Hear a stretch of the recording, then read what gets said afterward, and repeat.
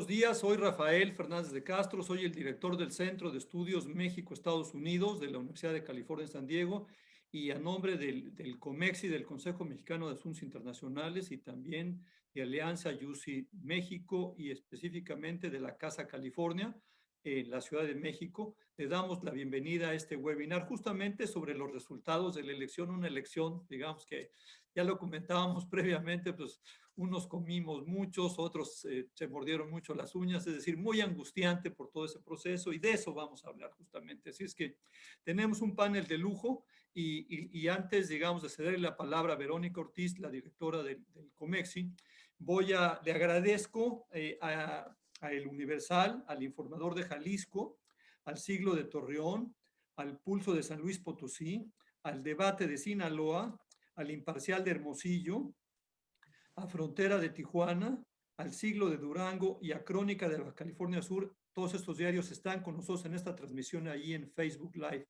También, por favor, háganos sus preguntas. Queremos que sea esto muy interactivo. Entonces, ahí hay un botón que dice preguntas y respuestas. A mí me dice Q&A en español o en inglés. La cosa es que nos pregunten para hacer esto interactivo, y yo le voy a pedir a mis panelistas que también se metan ahí y puedan empezar a ir contestando las preguntas interactivamente. Así es que bienvenidos todos a este webinar sobre los resultados. Vamos a tratar de explicar y vamos a tener muchas conversaciones. Adelante, Verónica Ortiz, por favor.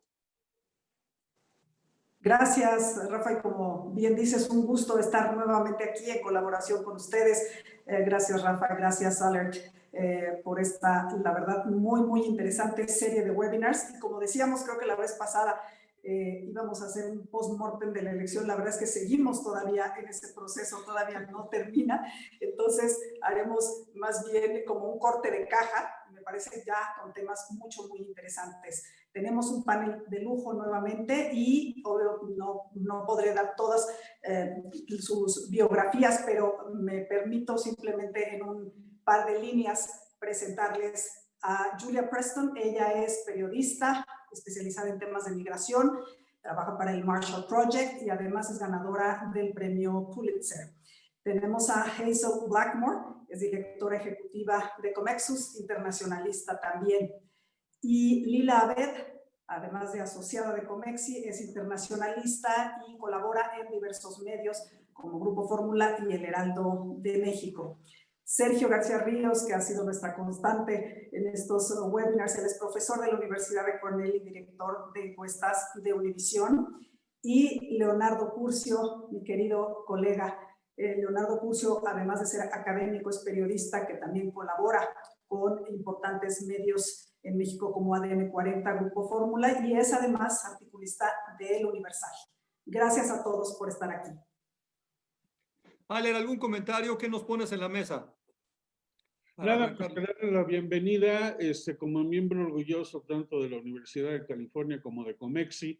Me da muchísimo gusto tener a todos nuestros panelistas aquí, verdaderamente gente que sabe mucho, y estamos haciendo este postmortem en un momento crítico, tanto de cómo se ve una posible victoria de Joe Biden, así como cuál es la reacción del presidente Trump, y más interesante, del Partido Republicano. Bienvenidos todos, gracias. Gracias, Ale. Sergio García Ríos, déjame empezar. Hemos empezado contigo nuestra serie, es decir, todo mundo se quejó de los encuestadores.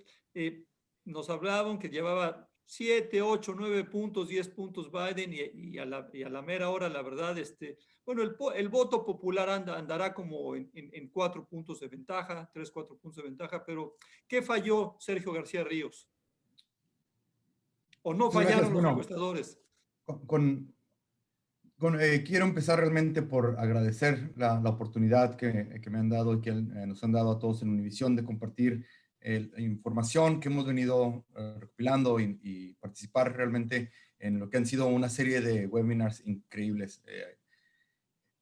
Empezar por decir lo que sigue fallando de alguna manera. Creo que sigue fallando la paciencia, el saber que el resultado se está contando, se está llegando ahí, Y lo que sigue de alguna manera fallando es cómo interpretamos las encuestas. Yo la semana pasada abrí diciendo precisamente que estaba muy cerrado y que era una contienda que le íbamos a ver muy cerrada, no por lo que veíamos a nivel nacional en las encuestas, sino por lo que veíamos en los estados clave. Y mencionaba justamente Pensilvania, mencionaba justamente Arizona, mencionaba Florida, que Florida finalmente cerró antes.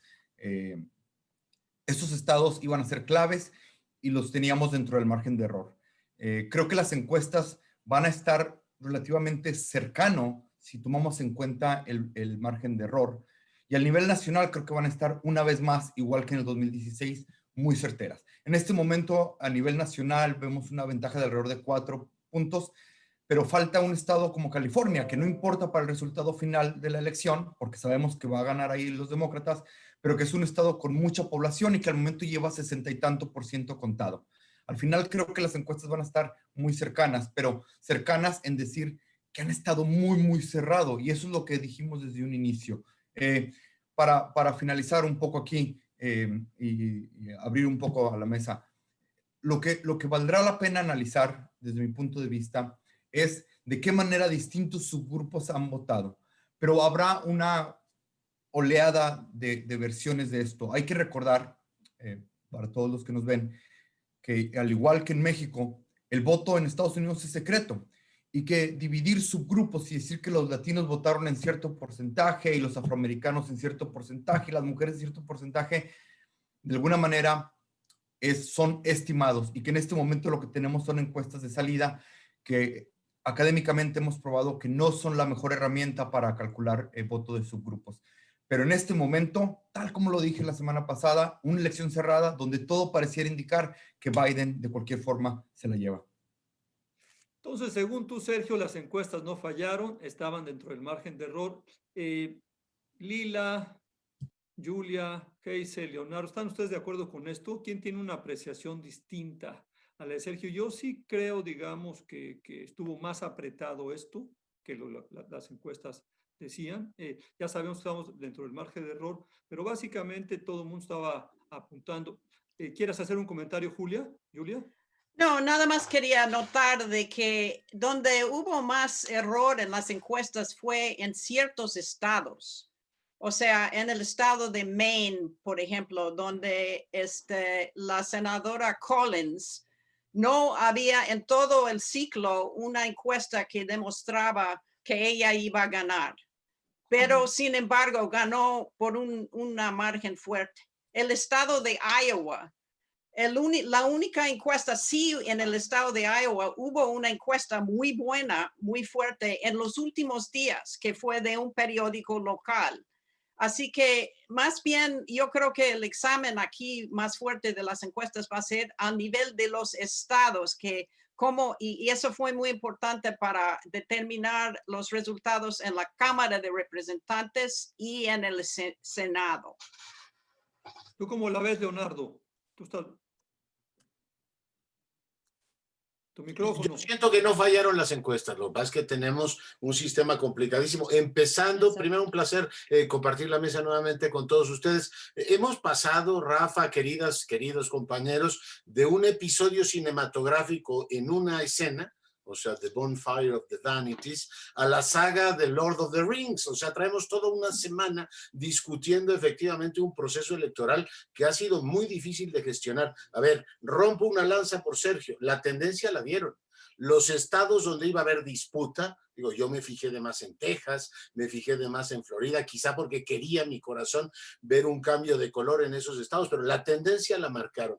Pero hemos tenido, Rafa, y a ti te ha tocado estar en la primera línea, un problema de gestión de la narrativa en medios de comunicación. O sea, por la noche del martes decías, a ver, ¿a dónde vamos con estos resultados?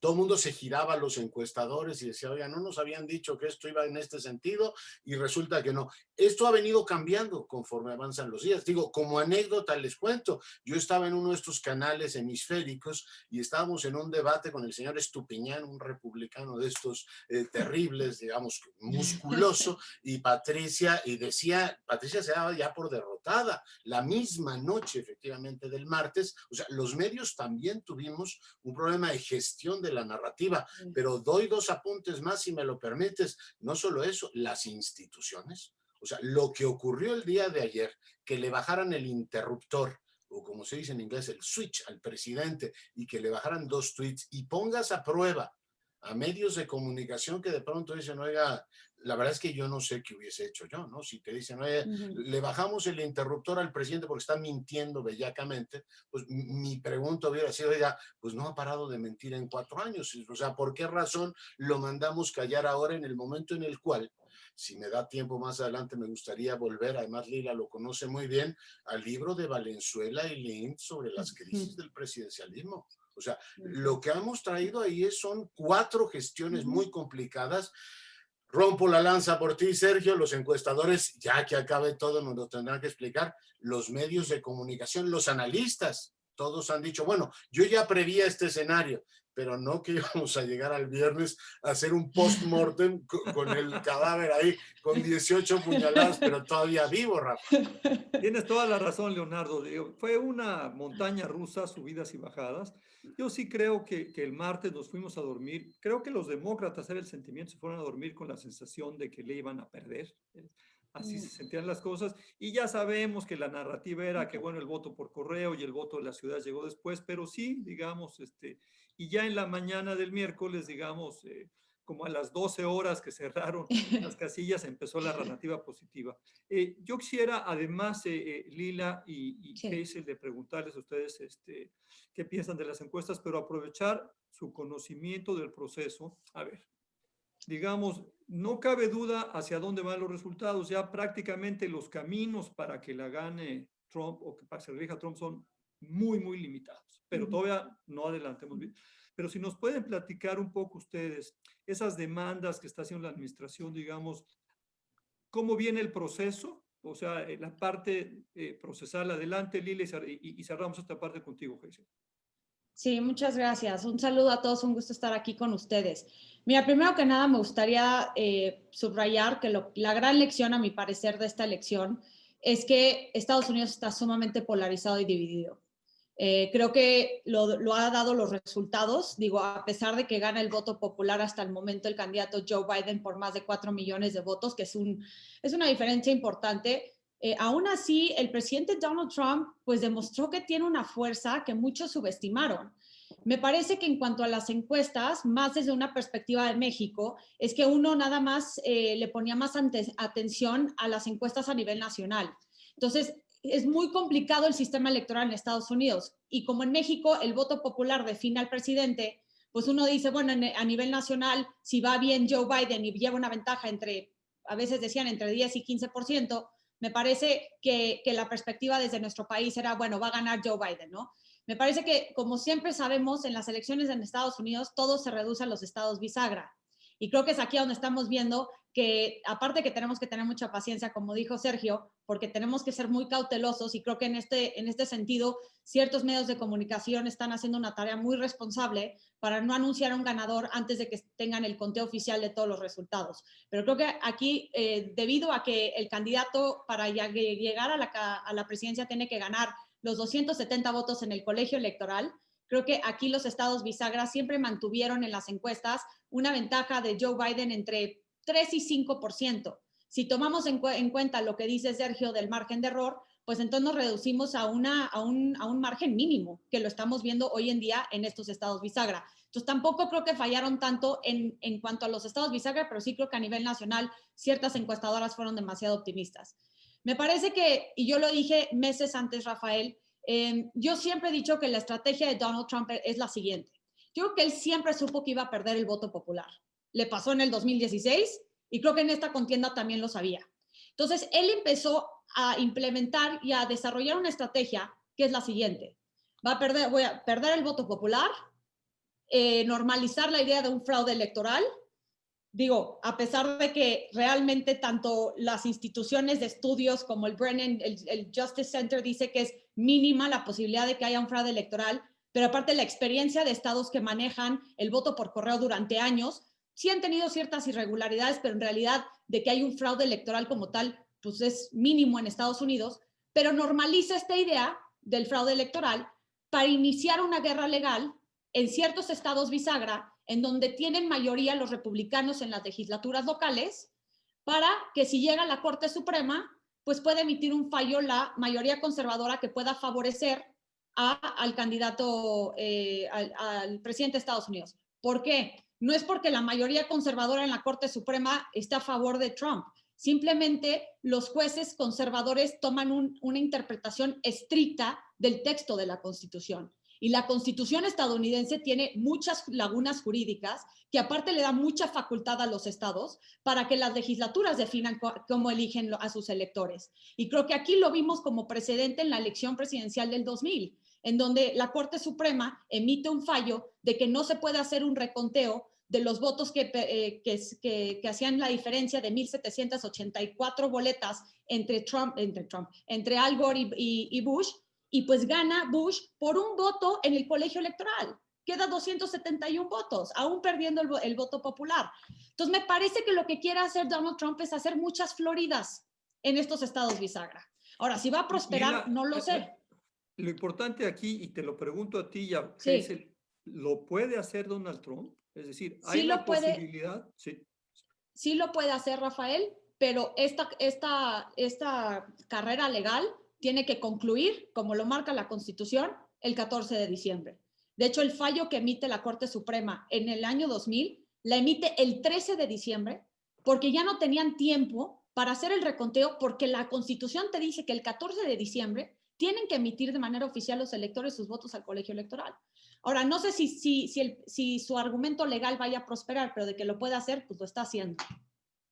Gracias, Lila. Hazel, ¿nos puedes explicar esto del 14 de diciembre? Creo que son 37 días, en fin, y ahora cae en 14 de diciembre. Explícanos esto, porque sí creo que es muy importante que tengamos claro, digamos, si hay alguna posibilidad que esto, que ya vemos como un triunfo inminente de Joe Biden, pueda tener algún viso de que no se cuaje. Le insisto a todos, alguna gente ya nos está haciendo preguntas, háganos preguntas, ahorita vamos a empezar a contestar. Adelante, Hazel, por favor, y bienvenida. Muchas gracias, Rafa, y un saludo a todos, todos con los que comparto la mesa esta mañana. Bueno, yo a lo mejor regresaremos o no, creo que sí es un país polarizado, lo que sí creo que no es novedad es que es un síntoma del 2020. Este es un país dividido desde hace varios años. Hace 4 años, la que ganó las elecciones en el voto popular fueron por 2 millones de votos, ahora son 4, y Trump ganó con 304 votos del colegio electoral. Si las cosas siguen como hasta ahora, Biden ganaría con 306. Entonces, creo que esto no es un símbolo nuevo. Lo que creo es que hubo un juego de expectativas derivado de las encuestas que en uno llevaron a un sobreoptimismo de una eventual ola azul que no sucedió y que, dada la pandemia y dada la cantidad, los millones de votos, pensemos en más de 100 millones de votos anticipados y por correo, esto es algo que no se había visto, o sea, no es fácil de procesar. Y lo que nos ha estado haciendo ver es ver cuál es el proceso del colegio electoral, no nada más fijarnos en los grandes estados, porque antes dábamos por descontados algunos estados. En estos 4 días que llevamos hemos visto la importancia de Florida y de Texas, pero también hemos visto la importancia de Nevada y de los votos electorales de Maine y de Nebraska, de ese uno. O sea, creo que esto ha sido algo que sí nos ha enseñado este proceso. Pero volviendo a la pregunta procedimental de qué es lo que sigue y hacia dónde va, creo que es importante apuntar varias cosas, sobre todo con lo que menciona Lila. Primero, la Constitución de los Estados Unidos en la enmienda 10 dice que hay poderes que están reservados a los estados, es decir, todos aquellos que no están incluidos en la Constitución. El poder de organizar las elecciones no está incluido para el gobierno federal. Por lo tanto, es un poder reservado a los estados. Y por lo tanto, pues cada estado decide cómo organizar sus elecciones y quién, en términos generales, las leyes y las reglas las pasan los congresos locales y son los secretarios de Estado de cada uno de los estados los encargados de ver o de ver que el proceso vaya bien. Por eso es que vemos ahora a los secretarios de Estado diciendo que van a seguir contando hasta tal fecha, que están acá, o sea, porque es una cuestión local, una imagen del federalismo y de que es importante lo que sucede hacia adentro de cada estado. De ahí hay varias fechas importantes que se vienen. La primera fecha importante es que si los casos se van a la corte, las cortes tienen este año hasta el 8 de diciembre para decidir. ¿Por qué? Porque el colegio electoral se reúne para votar el segundo miércoles después del segundo martes de diciembre, de acuerdo a la Constitución. Este año cae en 14 de diciembre. Ese voto tendrá que ser certificado por el nuevo Congreso que toma posesión el 3 de enero, lo van a certificar el 6 de enero. Puede ser que la votación del 14 de diciembre de este año no tuviera un candidato con los 270 votos necesarios para ganar la presidencia y entonces viene otro procedimiento. Ahora, ¿qué pasa en las cortes? Las cortes generalmente serán cortes locales, ya sea pueden ser cortes estatales o cortes federales locales, pueden recibir todas las demandas que se hagan. Y la verdad es que en todas las elecciones de Estados Unidos ha habido demandas. No es algo nuevo, no es una cosa distinta que esté haciendo el presidente Trump. Lo que pasa es que ahora hay un megáfono diciéndonos que están demandando 35 votos de 35 personas que a lo mejor ya no viven en ese estado. Eso ha sucedido siempre. Las cortes locales, ya sea estatales o federales, tendrán que decidir si hay lo que se conoce en el mundo judicial como standing, es decir, que son demandas reales con un daño real y que hay una reparación legal.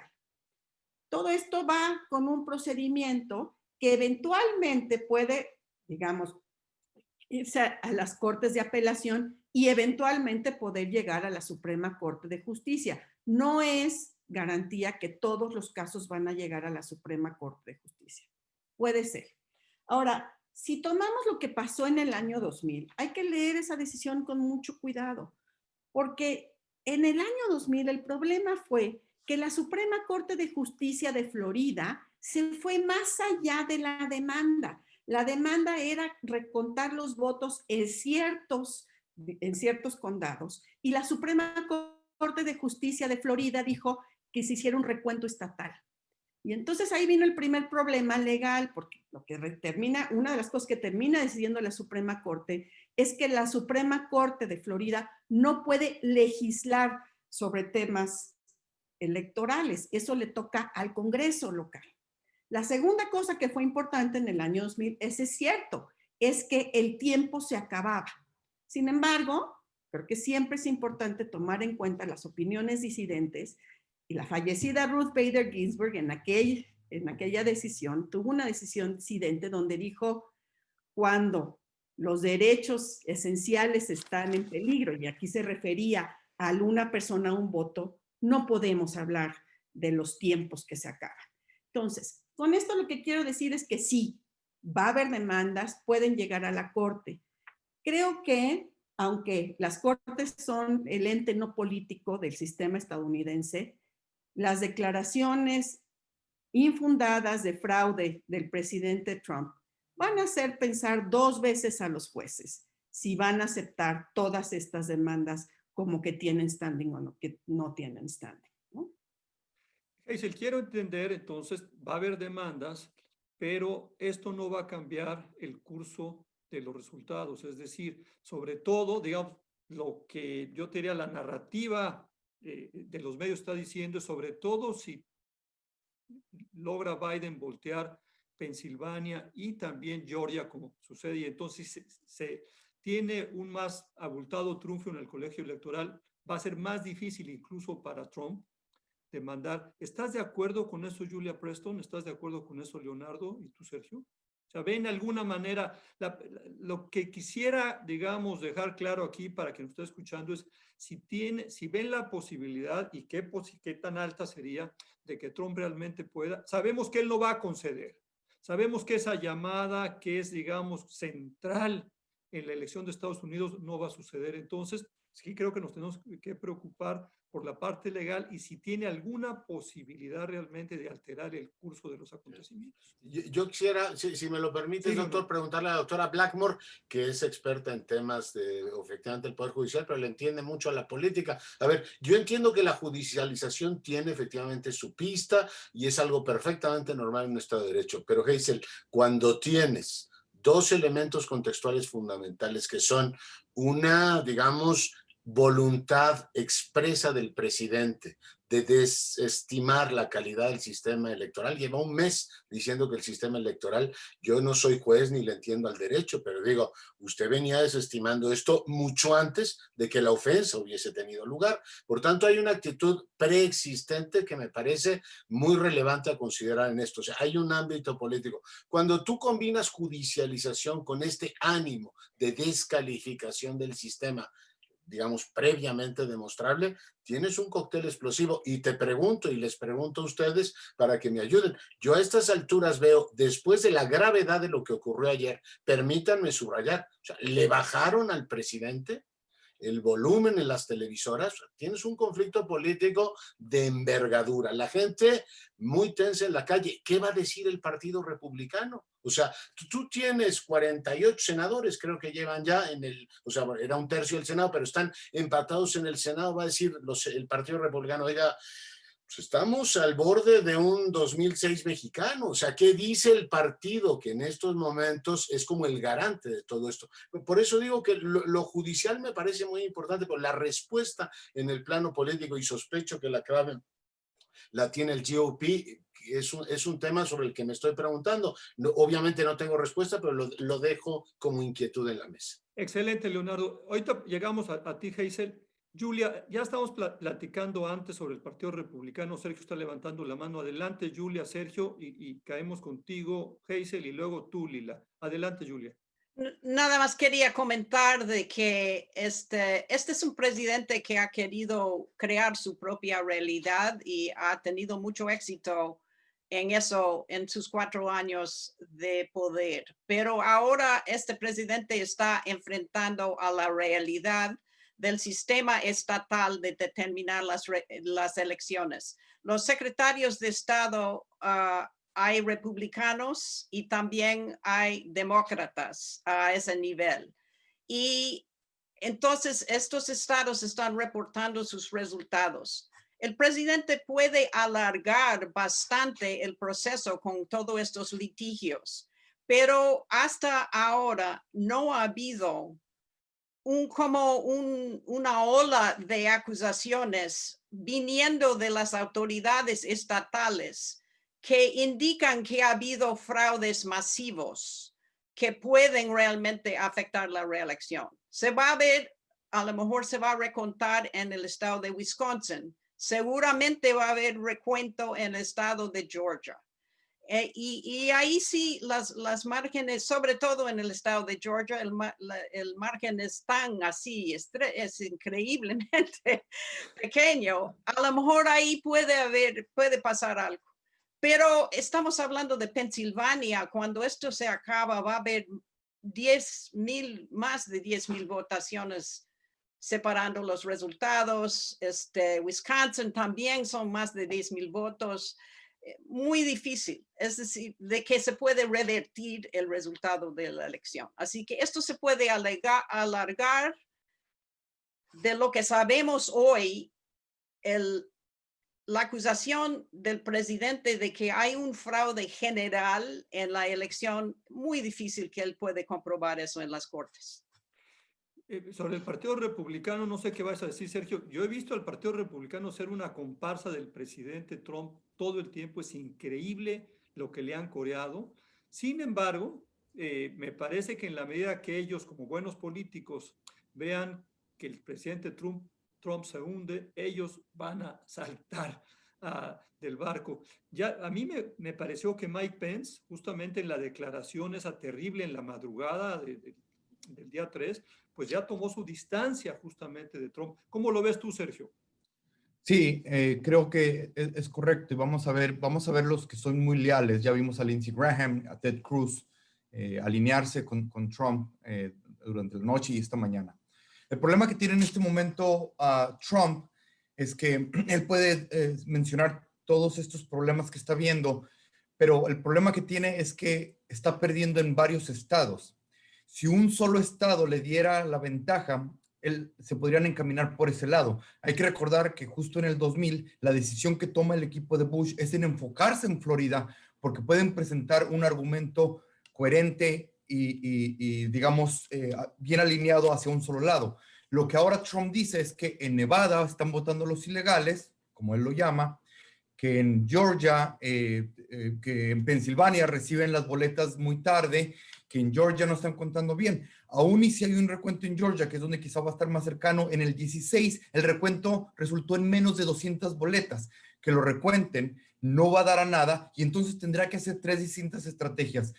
Esto le va a dificultar mucho para que pueda llevar el caso hasta la Suprema Corte, porque es el argumento en este momento, en todos lados está mal, pero son distintas cosas. Entonces, no está lo que menciona precisamente Julia, no hay un solo camino donde a nivel nacional se vea un problema. Entonces, no puedes alegar que todo está mal y que todo es distinto al mismo tiempo. Ese es el problema que tiene Trump en este momento.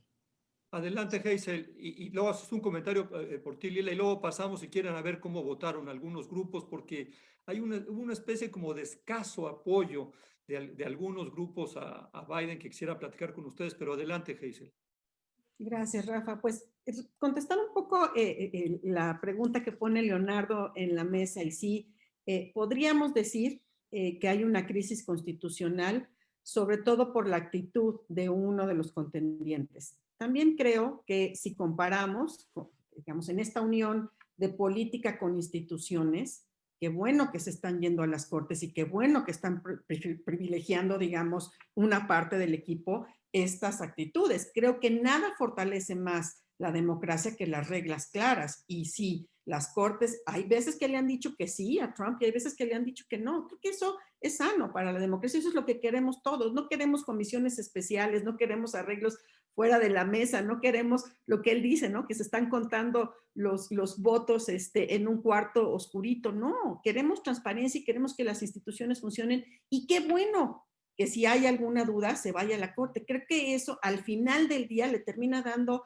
más legitimidad al candidato que gane, ¿no? Entonces, efectivamente, tal como lo dijeron Julia y Sergio, creo que si la diferencia ya fuera tan corta, que con los votos de un solo estado se diera la vuelta, podría ser que habría preocupación, pero ni siquiera con Pensilvania, que es hoy el estado que más votos tiene y que están, digamos, en cuestión, podría voltearse, se cambiaría el resultado de la elección, que además hay que notar que previendo esto, muchas de las autoridades locales trataron de separar y entonces el vuelco que dio hoy el conteo a favor de Biden en Pensilvania es todavía sin empezar a contar los votos que llegaron después del 3 de noviembre.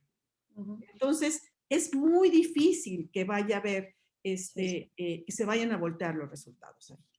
Lila, ¿tú cómo ves las cosas? Sí, Rafael. De este tema, nada más quiero decir una cosa. Existe todavía la cuestión de los republicanos, obviamente lo que dijo Ted Cruz hoy en la mañana, que si las cortes no les dan lo que ellos quieren, pueden pedir que la legislatura de Pensilvania elija a sus propios electores. Lo que complica esto es obviamente el gobernador demócrata de Pensilvania y si tiene la cantidad de veto. Pero aquí, por lo menos simbólicamente, no me sorprendería que los republicanos traten de hacer esa movida. Sí, Lila. Mira, yo estoy de acuerdo con el hecho de que tal vez legalmente no vaya a proceder, pero sí creo que aquí queda un tema político de fondo en el sentir de los estadounidenses que puede dañar mucho la democracia a futuro. Me parece que mitad de las personas, aun si las cortes dicen no hubo fraude, todo fue transparente, todo fue perfecto, hay mucha gente que va a pensar que esta elección fue ilegítima. Y de por sí hay polarización y de por sí hay división. Entonces va a ser muy difícil para el próximo presidente de Estados Unidos también tener esta tarea monumental de unir a un país fragmentado. Me parece que ya en términos políticos sí puede existir esta mentalidad de que tal vez sí le robaron la elección a Donald Trump, aunque no sea cierto. Donald Trump por eso difunde tantas mentiras, el hecho de fraude electoral y demás, porque su base electoral es tan leal a su figura que le creen todo lo que dice. Y me parece que eso sí es algo que va a tener que tomar en cuenta si llega Joe Biden a la Casa Blanca, porque eso todavía existe en la imaginación de muchos de los estadounidenses, y creo que esto es algo importante, porque por eso me parece que también está tan dividido y polarizado este país. Y tiene mucha razón lo que dice Hazel. Me parece que que Donald Trump es un síntoma y no la causa, y esto ha estado ocurriendo durante mucho tiempo, y es algo que se tiene que atender y que se tiene que sanar.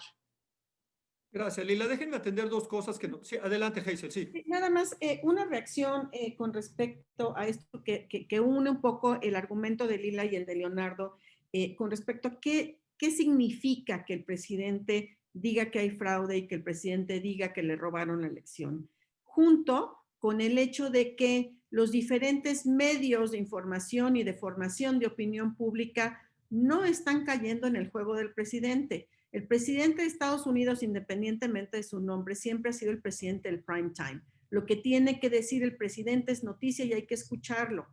El hecho de que, que las cadenas privadas y públicas, porque NPR también le bajó el switch, digan, no vamos a transmitir esta información falsa. El hecho de que las redes sociales, Twitter, Facebook e incluso TikTok estén bajando estas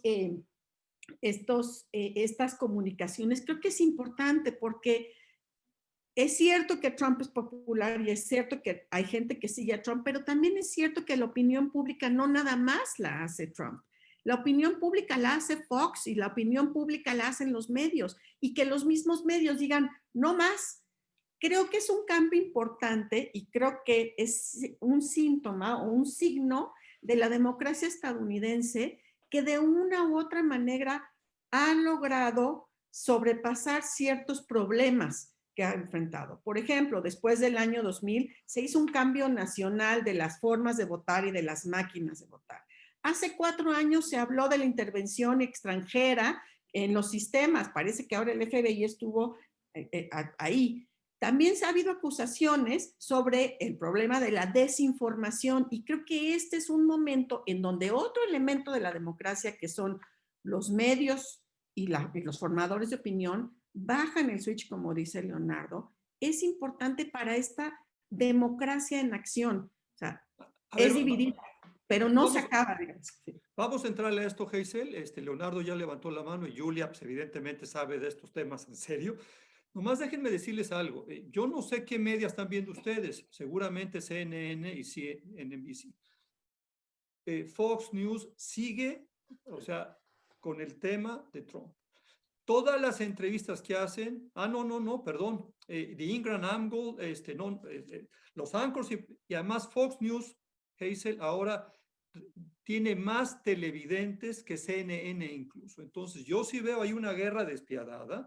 Ayer, o sea, todo lo que está diciendo Fox News es, nos robaron la elección, está incendiando a la gente, ¿no? Sí.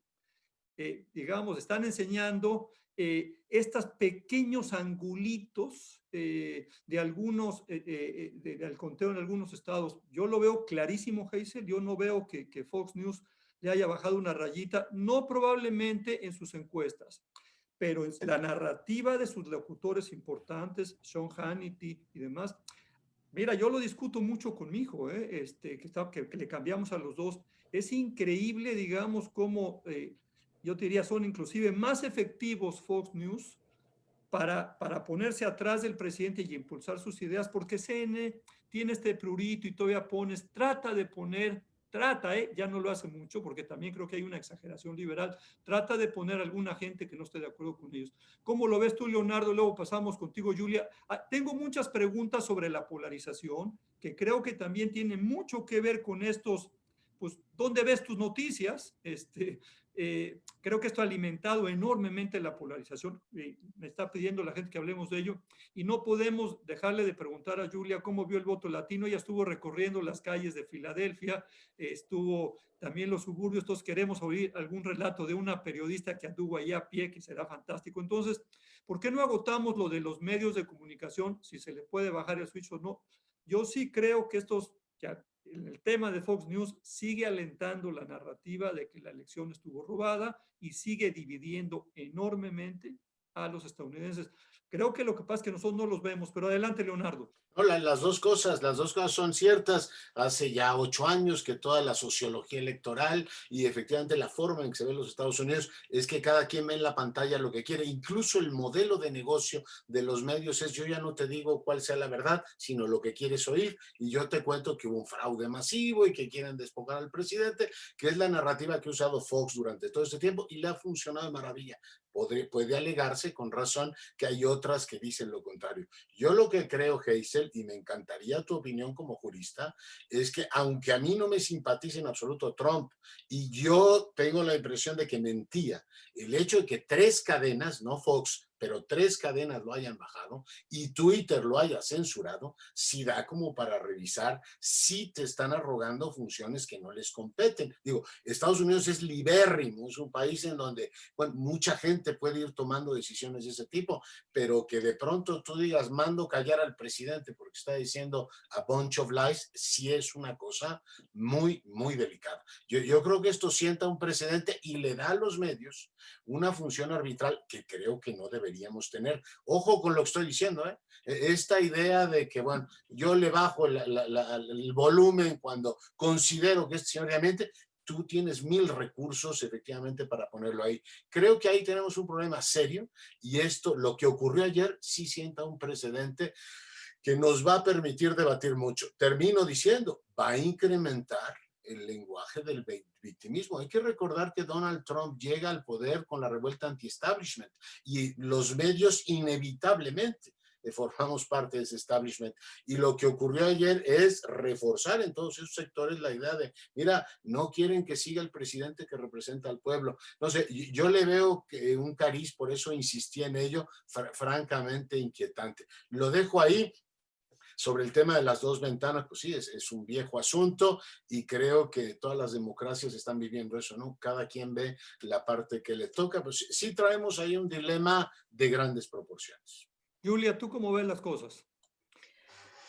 ¿Sobre los medios o pasamos a lo de los medios y luego ya empezamos con el voto latino? Bueno, yo como periodista y creadora fuertemente en la primera enmienda en los Estados Unidos, tiendo a apoyar la libertad de expresión. No creo que los medios deben estar en la posición de estar censurando al presidente, porque luego sus seguidores, la gente que lo apoya, después hay una reacción y no nos favorece eso. Así que yo concuerdo totalmente con Leonardo sobre ese punto, pero perspectiva de periodista. Julia, ¿no sientes también, por ejemplo, que el New York Times se ha cargado demasiado hacia la izquierda? De repente no permite voces disidentes. No diría que no permite voces disidentes. Lo que diría es que el problema es que las voces republicanas que el New York Times ha buscado y apoyado son del élite, de una élite que se volcó masivamente en contra del presidente Trump.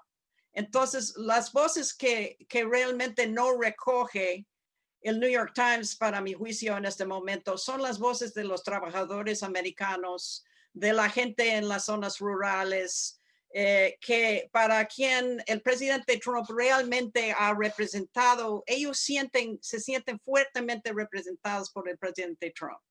Y entonces el New York Times, con su perspectiva de que se tiene que decir la verdad, que este es un presidente que miente, no ha sabido recoger ese grupo tan fuerte en Estados Unidos que se siente abandonado por los élites, abandonado por el Partido Demócrata, que no es necesario, tampoco no se ve reflejado totalmente en el Partido Republicano, pero sí se ven reflejados totalmente en el presidente Trump. Empecemos a hablar del voto latino. ¿Qué viste?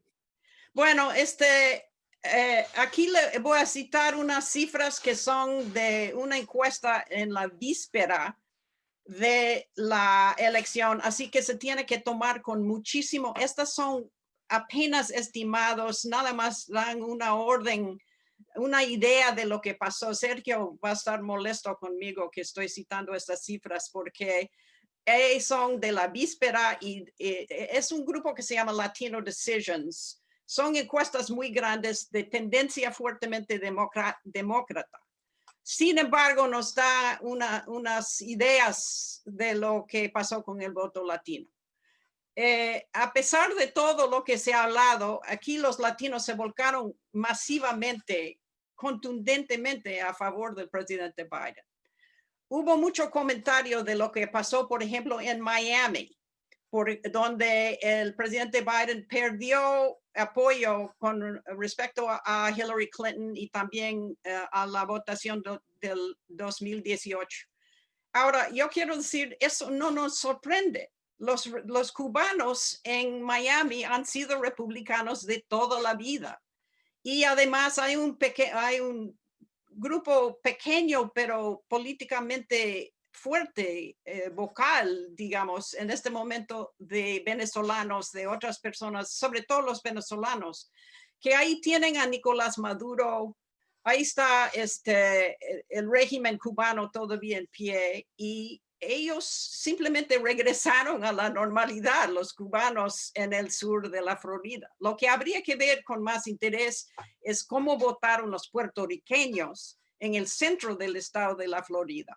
Ahí hubo un déficit del Partido Demócrata de movilizar los puertorriqueños. Y eso no viene de ahora, eso viene porque los republicanos en el estado de Florida, el senador Scott, el gobernador DeSantis, han tenido estrategias muy inteligentes, muy precisas durante varios años para atraer inclusive a votaciones de los puertorriqueños en el estado de la Florida. Así que de todas maneras, los puertorriqueños en general votaron 70% al 26% por el presidente Biden. En el estado de la Florida, la votación fue aproximada 60% a favor del presidente Biden, en lo general. Ahora, en lo demás del país, lo que es interesante ver es la votación de los latinos en los lugares donde ha habido muchos años de organización de esos latinos. Por ejemplo, el estado de Wisconsin. En Wisconsin hay un grupo, no es un grupo grande, pero llevan años de movilizarse los latinos en el estado de Wisconsin acerca de los asuntos de la inmigración. En Wisconsin votaron los latinos más del 70% a favor de Joe Biden. Y si tú ves si ustedes ven los márgenes en el estado de Wisconsin, pues ese voto latino ha sido muy importante en ganar el estado de Wisconsin. En el estado de Arizona, que todavía no tenemos un resultado, pero parece, y Sergio va a estar muy contento cuando tenemos el resultado en el estado de Arizona, parece de que el vicepresidente Biden va a ganar esa elección.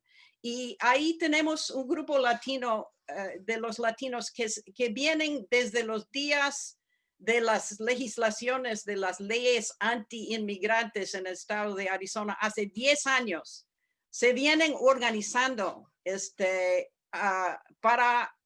con una estrategia directamente hacia las elecciones. Así que han cambiado el sheriff en el estado de Maricopa, han ganado posiciones locales y ahora aquí estamos viendo el resultado de un enfoque estratégico electoral de una población latina en el estado de Arizona. Ahí en Arizona también los latinos votaron más o aproximadamente 70% a favor de Joe Biden. El otro estado interesante en este sentido es el estado de Nevada, donde específicamente tenemos una movilización por sindicatos.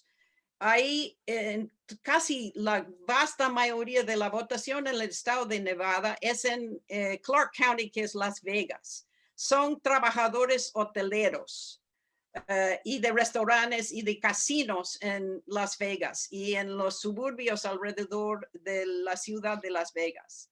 Y ahí hay sindicatos que vienen también, llevan años organizando a esas personas y tienen una capacidad de movilización muy fuerte.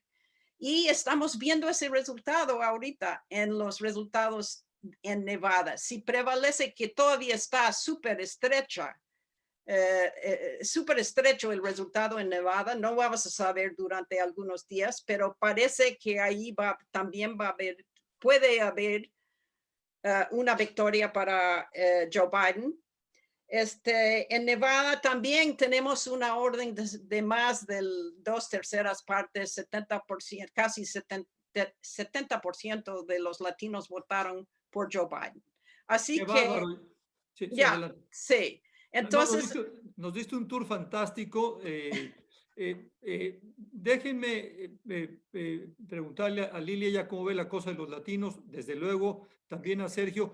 ¿Cuál sería, digamos, en todo caso, tu conclusión sobre el voto latino? ¿Apoyaron como se esperaba, Julia, al candidato Biden, pero tienen algunas diferencias regionales y evidentemente es una diáspora, es un grupo, perdón, heterogéneo de electores que no se ha acabado de alinear tanto con el Partido Demócrata como lo hacen los afroamericanos? ¿Estás de acuerdo con eso, Julia? Bueno, es decir, tenemos que hablar, o sea, hasta el cansancio de que los latinos en Estados Unidos vienen de muchos lugares diferentes, tienen orígenes de país muy diferentes, sobre todo en el estado de la Florida. Es muy compleja la política porque los puertorriqueños, por ejemplo, en la Florida, en la isla de Puerto Rico, no tienen partidos republicano y demócrata.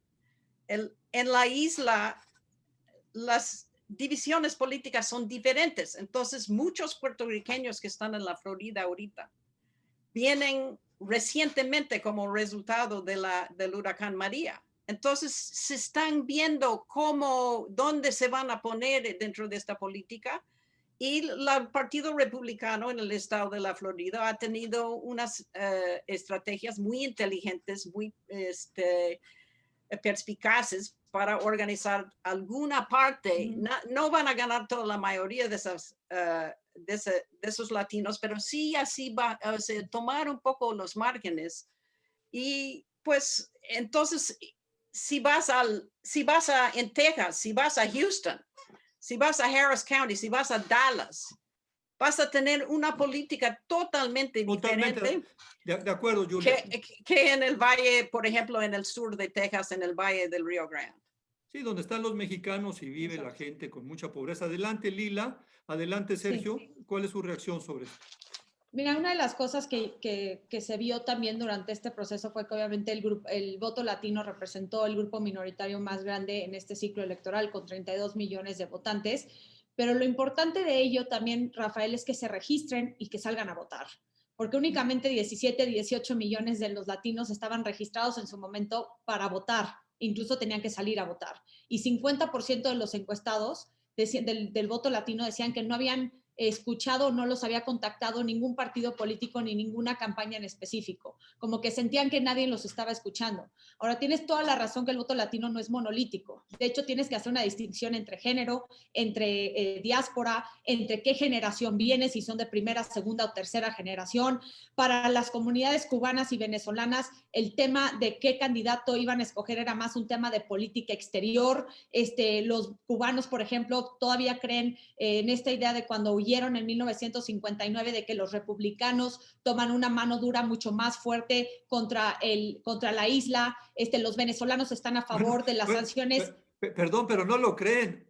Sucede, ¿no? Bueno, sucede, sí, y aparte las sanciones, sí es cierto, y las sanciones económicas que ha impuesto Trump en Venezuela, también los venezolanos apoyan eso y todavía creen que puede haber una intervención militar por parte de una administración de Trump. Pero aparte aquí la clave del Partido Republicano fue que difundió y que vendió muy bien la idea que si llegaban los demócratas iba a llegar la izquierda radical y el socialismo. Y justo es lo que estas comunidades no quieren, por eso huyeron de sus propios países. Y creo que este discurso sí pegó muy fuerte con estas comunidades. Entonces yo creo que como lo dijo Julia, como tú vendes a tu candidato y el mensaje de comunicación que haces para estas comunidades no es la misma que le puedes hacer a los mexicanos o a los centroamericanos o a otros latinos que incluso ya ni hablan español, porque entonces ya empiezan a votar como cualquier otro estadounidense. Entonces tienes que entender estas particularidades del voto latino y no entenderlo como un bloque monolítico, y creo que ahí es donde está la oportunidad en futuras elecciones, porque entre 80,000 y 100,000 latinos están cumpliendo 18 años cada mes en Estados Unidos, y esto va a seguir por las próximas 2 décadas. Entonces es un voto muy joven que va a tener mucha importancia en las próximas elecciones. Rafa. Sergio, y luego vamos con Leonardo, sí. Sí, Rafa. Y Hazel. Si es de 2 dedos adelante, Leonardo, tú, Hazel. Sí. O adelante tú, sale Sergio. Y Alex también ya sé que quiere hablar, pero bueno. Vámonos, Sergio, adelante, Leonardo, Verónica. Hazel, Sí, 2 dedos. Sí, gracias. Yo nada más quiero preguntarles justo porque en aras del tiempo sobre ese otro tema que está y que nos están preguntando sobre el tema de la división. Creo que en el punto de vista institucional y todo lo que ha contado y en los procesos, a mí me parece fascinante. Creo que las instituciones electorales finalmente se ponen a prueba en contextos difíciles, y a mí en lo personal me ha parecido increíble ver cómo se han conducido justamente todas estas cuerpos electorales estatales con la transparencia, el profesionalismo, la publicidad con la que han actuado. A mí eso me parece que va a acabar siendo una fortaleza para el sistema electoral norteamericano, a pesar justo del descrédito que le quiere dar Donald Trump. Pero ¿qué vamos a hacer después? Porque al final quien gane, lo que es una realidad, es que, como bien decían, si Trump es el síntoma de esa enfermedad de la polarización, creo que estos 4 años lo único que ha sucedido es que esa enfermedad se ha agudizado. Entonces tenemos un Estados Unidos totalmente dividido, ¿no? Totalmente confrontado. Probablemente el presidente Biden va a tener que lidiar con eso. ¿Y qué va a pasar con esta sociedad americana? Si va a tener estas capacidades y el tiempo que se necesita como para temperar justamente esta confrontación interna, que es el signo con el que va a llegar en todo caso a su presidencia. Gracias, Verónica. Cerramos el tema de latinos y nos concentramos al final en este tema de la polarización y también en este tema de la resistencia de las instituciones, porque yo no estoy muy de acuerdo con Verónica. O sea, podemos ver la parte que sí funcionó de los estados, pero el sistema en general yo considero que ya no funciona. Un colegio electoral caduco que está haciendo una tiranía de las minorías. Adelante, Sergio, por favor. Sí. Bueno, yo tenía aquí una lista de los puntos que iba a mencionar sobre los latinos, y tanto Julia como Lila los han cubierto de manera excelente. Aclarar nada más conclusión sobre los latinos, Sergio. Sobre los latinos, sí. Yo le puedo preguntar a Sergio para ayudarlo a decidir. Sí. ¿Votaron más? La última reunión que tuvimos, te preguntaba yo si estimabas que iban a votar más en esta elección que en las anteriores. ¿Ocurrió eso? Justo eso es lo que iba a decir, pero nada más para aclarar un par de cosas. Primero, que esta elección, el Election Eve, que esta encuesta de la que habla Julia, el Election Eve de Latino Decisions, es una buena encuesta. Nosotros sí trabajamos con Latino Decisions, trabajamos también con North Star Opinion Research para tener ese balance bipartidista. Yo me refiero sobre todo que tengamos cuidado con las encuestas de salida, sobre todo en un año como este, donde la gente votó más bien por correo. Entonces, tener mucho cuidado con eso. El Election Eve creo que es una buena encuesta y nos da un buen parámetro. Por otro lado, aclarar lo de Arizona, que me va a dar gusto que si ganan, si una vez que se den los resultados de Arizona, no porque yo tenga una preferencia o no, que las tendré, claro, pero porque en misión ya declaramos este estado. Pero bueno, hay que seguir la contienda y el conteo. Para retomar ese punto. Esto es justo lo que iba a decir, Leonardo, me leíste la mente, que a mi parecer el gigante ya despertó. Sí despertó porque hubo muchísimos votos. El problema aquí es esto, que tendemos a pensar que esta narrativa del gigante dormido supone que van a votar hacia un solo lado. Y es aquí donde se presenta el problema, que creo aún firmemente que nadie puede llegar a la Casa Blanca sin el apoyo latino. Y lo demuestra Trump en Florida y lo demuestra Biden en Arizona. Y lo demuestran de distinta manera. Y de alguna manera, lo que queda claro para mí y que es bien importante es lo que vimos en Arizona, que bien sabemos que en Florida hay un voto dividido, hay generaciones, hay... Entonces, ¿qué pasa en Arizona? Primero, y lo concluyo rápido porque sé que tenemos muchas preguntas. En Arizona lo que vemos es la respuesta de años y años de discriminación, de ataque del mismo sistema. Las leyes más racistas han surgido de este estado. Y si hoy Arizona, decía yo en algunas entrevistas, que si hoy Arizona está adelante y quizá termina volteando hacia Biden, es precisamente por el voto latino, y lo decía la semana pasada, por el voto joven latino, que se ha movilizado y que responde a lo que sus padres y sus abuelos han venido viviendo en una dinámica totalmente racista y discriminatoria. Y lo que vemos en Florida se parece a lo que vemos en Texas. Y por ahí va quizá algo muy interesante que tendremos que seguir en los siguientes años. Es cierto que el cubano americano vota de alguna manera, es cierto que hay esta tendencia de atacar sobre el socialismo para hacer campaña en ese sentido, pero las nuevas generaciones de los cubanoamericanos y la gran cantidad de puertorriqueños que llegan a Florida van cambiando la perspectiva. Y habrá que seguir con mucha atención si tanto Texas como Florida empiezan a cambiar la dinámica y empiezan a verse un poco más azul que rojo, porque yo creo que tanto jóvenes como gente que va migrando de la isla a Florida van a empezar a cambiar el panorama en estos dos estados. Sí, Hazel, adelante. Gracias, Rafa. Yo nada más quiero completar un poco lo que están comentando mis compañeros con la realidad de la localidad. Los latinos o los hispanos también están votando como se ven afectados en su localidad, y eso no solo es importante con respecto a por quién votaron para presidente, pero sobre todo qué pasa con las autoridades locales, cómo van a hacer presión para esas autoridades locales en este año en específico, que además hay un censo y donde se va a redistritar, qué fuerza van a tomar estos diferentes grupos para tener distritos que estén acorde a una representación, a una mejor representación de los grupos. Y tú puedes hablar con los 50 cónsules mexicanos y te podrán decir que el grupo que está en San Diego es diferente que el que está en Los Ángeles, y es diferente que el que está en San Antonio, y es diferente que el que está en Dallas. Entonces, creo que esto puede ser una buena noticia, porque no solamente, creo que lo más fácil sería decir, es un bloque. No, qué bueno que pone presión sobre todos los niveles de gobierno de una mejor servicio o de una mejor respuesta a representar lo que cada uno de estos grupos representa. Y por cierto que hay un tema fascinante que te doy la palabra, Leonardo. Yo invité a Julia hace ya 2 años, así nos reconectamos, porque Julia escribió un paper muy interesante sobre cómo los DACAs, estos jóvenes soñadores, han aprendido a hacer política en Estados Unidos. Es un tema maravilloso, este empoderamiento latino tan importante. Leonardo, tu comentario, pero yo pediría, nos quedan 10 minutos, entonces vamos cerrando. Y yo sí quisiera preguntarles, la enfermedad de Estados Unidos se llama polarización. ¿Qué puede hacer Joe Biden y con un país tan polarizado es muy difícil gobernar? Siempre va a haber una mitad enojada. Inclusive, todavía no sabemos, pero puede haber todavía protestas cierta violencia cuando se conozcan los resultados, me preocupa, pero vamos al tema, digamos, ¿qué puede hacer Joe Biden? Supongamos que es presidente.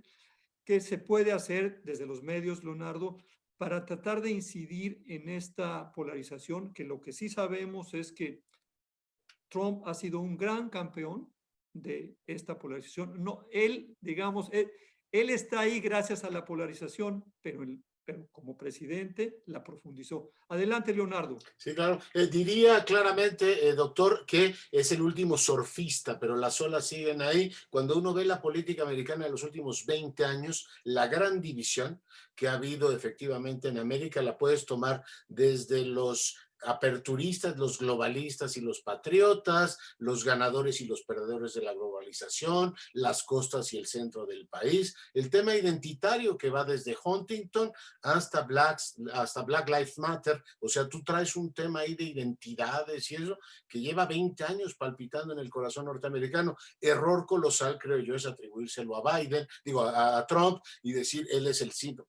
América tiene una división desde hace 20 años sobre su papel en el mundo, sobre, déjame usar un término muy dominguero, la historicidad, que es la capacidad de producirse a sí misma como una sociedad integral. Yo creo que trae ahí con sus cambios demográficos y identitarios un tema que tiene muchísimos años. ¿Qué puede hacer Biden? Entender finalmente que van 3 presidentes, Bush 43, Obama y Trump, que han tratado, por supuesto, de hacer una política en el margen de sus, digamos, para contentar más a sus bases y no una política de tejer o entender mejor lo que está ocurriendo en las comunidades. Me quedo con un último apunte, colegas, que por supuesto me hizo ver en un seminario como esto León Krause, con lo cual pongo de relieve lo mucho que aprendo participando en estos webinars. Me decía León Krause en el último, este asunto de que estén acusando a Biden de que es un socialista, que yo decía, pero a ver, León, o sea, yo creo que ni en México nos comemos esa, o sea, de decir, a ver, es una mentira de tal manera brutal, que además contrasta con la acusación de que llevaba 47 años en política. Digo, ya llevo 47 años, dígame cuándo he sido yo un socialista. Pero bueno, que esa mentira tan profunda haya calado, me hacía ver León Krause, que tanto entiende de cómo se mueve el voto latino, dice, el Partido Demócrata no se tomó en serio eso. E igual que Hillary Clinton, déjame acabar con eso, cuando escribió su texto de ¿qué pasó? Decía, lo que nos falló fue no ir a esas comunidades de base. O sea, el nivel de irritación, en este caso estos latinos que compraron o estaban predispuestos a comprar la tesis de que Estados Unidos va al socialismo, igual que en otro momento compraron que Obama era un musulmán nacido en Kenia y que todas estas cosas que son, digamos, mentiras muy burdas, sí traemos ahí un problema como de calibrar qué cree y qué no cree la gente, cuál es el grado de deterioro, de confianza de la gente en las instituciones y sobre todo la profundidad de la división americana. ¿Qué puede hacer Biden? Pues la verdad es que retejer sobre el papel externo de América y al mismo tiempo generar las condiciones para que esa globalización de la que se sienten hoy desencantados tantos millones de norteamericanos que volvieron a votar por Trump, y en esta idea de que América primero, en vez de decir América primero, pero liderando la provisión de bienes globales. Lo dejo ahí, creo que hay muchas enseñanzas efectivamente de esta elección. Albert, un último apunte tuyo. Bueno, aquí la cuestión es, vamos a ver cómo sigue la polarización. Creo que o sea, ¿qué puede hacer Biden para acabar con la polarización, para incidir en ella? Bueno, justamente. O sea, aquí la cuestión es, la ventaja de Biden es que siempre ha sido un deal maker. Esa era la crítica de Biden cuando él estaba en el Senado, pero creo que ahora, como están acabando las cosas, eso va a ser una de sus grandes fortalezas. Ahora, todo depende de qué pase en Georgia el 5 de enero. Los demócratas seguramente le están pidiendo a los Reyes Magos el mejor de todos los regalos, que son 2 senadores en Georgia. No creo que lo van a llegar a hacer. Y yo lo veo muy difícil en los próximos 4 años, porque el trumpismo no acabó como todo el mundo estaba esperando. Estoy de acuerdo, Trump no lo inventó, pero sí tuvo un talento impresionante para sacarlo y mucho depende de los problemas legales de Trump después de las elecciones, si mantiene su relevancia o no. Vamos a ver. Sergio. Sí, la polarización en Estados Unidos no es nueva. El inicio o lo que causa esta polarización tampoco es nueva. La principal fuente de polarización, desde mi punto de vista en este país, es el racismo. Y se exacerba cuando llega Obama a la presidencia. Y el trumpismo existía antes de Trump. Ahora solo le pusimos un nombre. Y después de que se vaya Trump, el trumpismo va a seguir. Biden quizá tendrá que entender que el problema más grande que tiene Estados Unidos no es nuevo, es el problema que ha tenido el pecado original, el racismo que existe.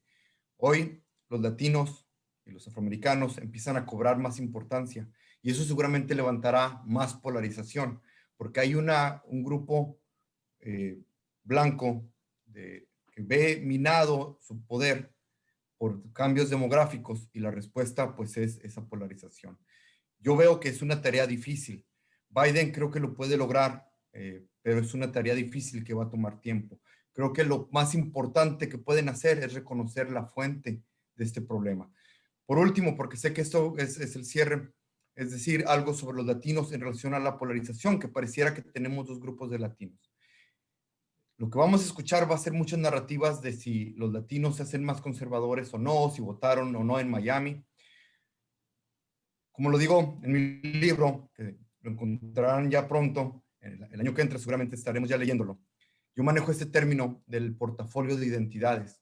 Y no habría que sorprendernos que si al latino le importa la migración, no es lo más importante, porque imaginen y piensen en este padre en Nevada, mexicoamericano, que le molesta todo lo que dice Trump, pero al final en el fondo quizá, aunque ve la pandemia, dice yo necesito que abran el casino porque necesito alimentar a mi familia. Y al final esas identidades no raciales también pesan. Entonces, lo que sigamos viendo aquí en adelante será eso, que los latinos a fin de cuentas también tienen multiplicidad de identidades y que tendremos que entenderlo como un grupo no monolítico. Gracias, Sergio. Un dilema, no dilema, pero efectivamente es el tema del COVID, ¿no? Y el trabajador esencial hace eso. Él tiene, digamos, preferible morirme por salir a trabajar que morirme de hambre en mi casa, ¿no? No cabe duda. Lila, Hazel, y cerramos contigo, Julia, y finalmente Verónica nos despide. Adelante, Lila. Y muchas gracias de veras por tu participación. Qué bueno que nos acompañaste. No, al Adelante, contrario. Lila. No, al contrario, gracias a ustedes, es un honor escucharlos a todos y estar en el mismo panel. Yo creo que tienen que escuchar a la gente que representaba a Trump. Yo creo que si algo tiene Joe Biden es que es un hombre sumamente empático, es una persona sumamente humana, que ha sufrido personalmente ya varios sucesos de su familia que lo han hecho un hombre más humano. Yo creo que regresarle un poco de dignidad, un poco de humanidad a la Casa Blanca va a ayudar mucho también para sanar lo que él dice, restaurar el alma de la nación. Me parece que soy un poco cliché, pero de verdad es que sí es lo que necesita Estados Unidos ahorita. Pero también otra cosa, me parece que el Partido Republicano y el Partido Demócrata tienen que volver a restablecer lo fundamental, el poder generar consenso, el poder de generar negociación, mecanismos de negociación, el poder llegar a acuerdos que son en beneficio de la nación sobre partido y sobre agenda política. Aquí lo que vamos a ver en estos momentos con el Partido Republicano es no solamente cómo se va a redefinir después de que Donald Trump lo tiene completamente secuestrado, y aparte de cómo han actuado los republicanos en ceder a todas las peticiones de Donald Trump, pero yo creo que aquí los republicanos también van a tener que demostrar si van a poner primero a la nación o primero van a poner a un candidato y a una agenda política. Y me parece que aquí los demócratas y los republicanos tienen que entender que es Estados Unidos, que necesitan gobernar para los estadounidenses y necesitan escuchar a los que están en la base electoral fundamental de Trump, tomara en cuenta sus necesidades, sus intereses, porque por más extremistas que unos creas que sean, son parte de Estados Unidos y dicen algo de la realidad de Estados Unidos. De la misma manera que la gente que está en la ala, que se supone son de ultra izquierda de los demócratas, como la AOC y Bernie Sanders, y esa ala también es sumamente importante, porque representa muchas de las ideales del futuro de las futuras generaciones y de los jóvenes. Entonces, es escuchar en ambos partidos, pero también entre los partidos, generar los mecanismos de cooperación y de negociación para gobernar y para producir gobernabilidad y no hacer un parálisis legislativo, porque lo vimos con Obama también, porque probablemente no vaya a tener mayoría en el Senado, pero más allá, los dos partidos tienen que entender que por encima de ellos está la nación. Y creo que si logran hacer esto, pueden hacer algo mejor para restaurar y sanar esta polarización en Estados Unidos, Rafael. Gracias, Lila. Hazel, me preguntan si puedes repetir las fechas del proceso, ¿sí? Y si nos ayuda cerrando con eso. No, también déjame hacer un comentario. De acuerdo, de acuerdo. Con mucho gusto. A ver, constitucionalmente el colegio electoral se reúne el segundo miércoles después del segundo martes de diciembre, este año el 14 de diciembre. El nuevo Congreso toma posesión el 3 de enero y tendrá que certificar los votos del colegio electoral el 6 de enero. Hay un procedimiento que viene después, que creo que ahora es un poco ocioso, pero lo digo por el tema de las fechas. Si es que ninguno de los dos candidatos tuviera 270 votos, que es la regla del colegio electoral, entonces la Casa de Representantes y el Senado votan, la Casa de Representantes por el presidente y el Senado por el vicepresidente, con digamos, la salvedad de que en la Casa de Representantes es un voto por estado, no es un voto por representante. Entonces, ahí podrían darse combinaciones distintas. Y el candidato que gane tendrá que tener 26 votos dentro de la Casa de Representantes, y tienen que repetir hasta que logren esos 26 votos. Si no lograran tener un presidente para el 3 de marzo, entonces el que decidió el Senado, que era el vicepresidente, se vuelve el presidente. O sea, hay todo un proceso previsto, digamos, para.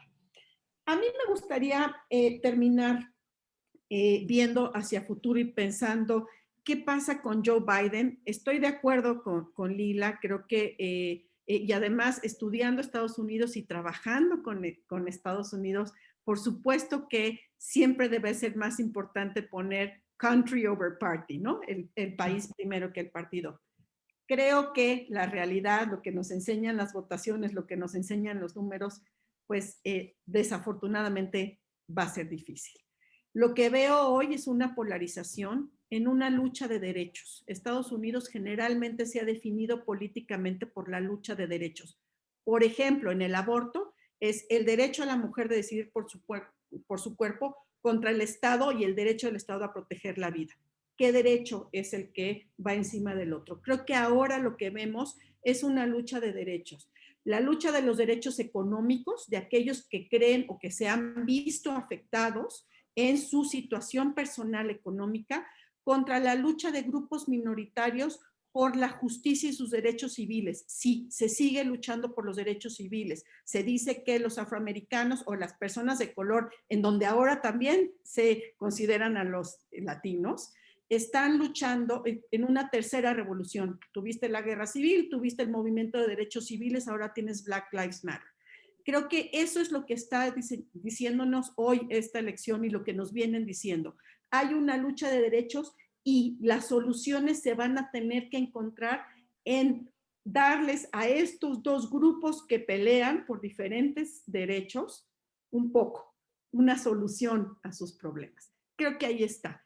Y el que los gobernantes, quien sea, porque la verdad es que nadie la va a tener fácil con un país tan dividido, con instituciones tan divididas. No sabemos qué va a pasar con el Senado, ya sabemos qué pasa con la Casa de Representantes, sabemos que hay una corte con más conservadores que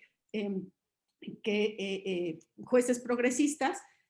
Estas instituciones van a tener que leer que esto es lo que está sucediendo en la sociedad y darle resolución a los dos grupos. Con eso terminaría yo. Excelente, Hazel. Julia Presto, cerramos contigo. Ok, muy brevemente, es increíble que hemos tenido todo este comentario sin mencionar el tema más importante de la elección. Y yo creo que ahí hay una oportunidad para Joe Biden, que es la elección, el resultado de la elección es reconocer que sí estamos en una pandemia en este país. Yo creo que los números, si no me equivoco, pasaron los 120,000 casos en un día ayer.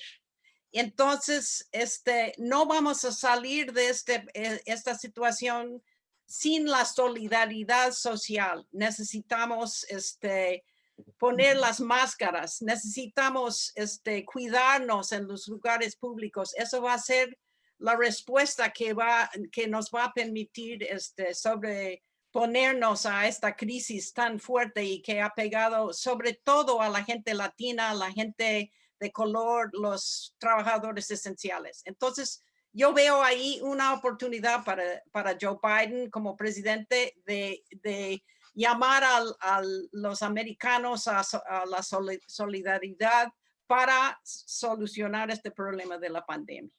Gracias, Julia, por recordarnos esto. Y el comentario que yo te haría, mi reacción sería, afortunadamente Joe Biden en eso va a predicar con el ejemplo. Ha sido siempre muy cuidadoso, su esposa Jill siempre con tapabocas, me parece algo muy importante y algo que hay que decirlo, nos hace falta en México también. Menos aparentemente ya va a haber alguien en Estados Unidos que predica con el ejemplo. Cerramos contigo, Verónica. Yo les agradezco a todos ustedes por compartir con nosotros su conocimiento, su experiencia. Tuvieron algunas frases maravillosas todos. De veras, muchas gracias de corazón. Seguimos en esto. Adelante, Verónica, por favor. Y la chamba de mi centro es justamente es hacer coaliciones con otras instituciones para tratar de poner esto en perspectiva. Y lo que sí me da mucho gusto es que creo que en México y en el mundo hay una pasión ahora por entender estos procesos de Estados Unidos, porque sabemos bien que lo que suceda y cómo se dirima la elección tiene efectos importantísimos en México y en la globalización. Adelante, Verónica, y gracias por tener esta asociación con Comexi que tú encabezas. Muchísimas gracias.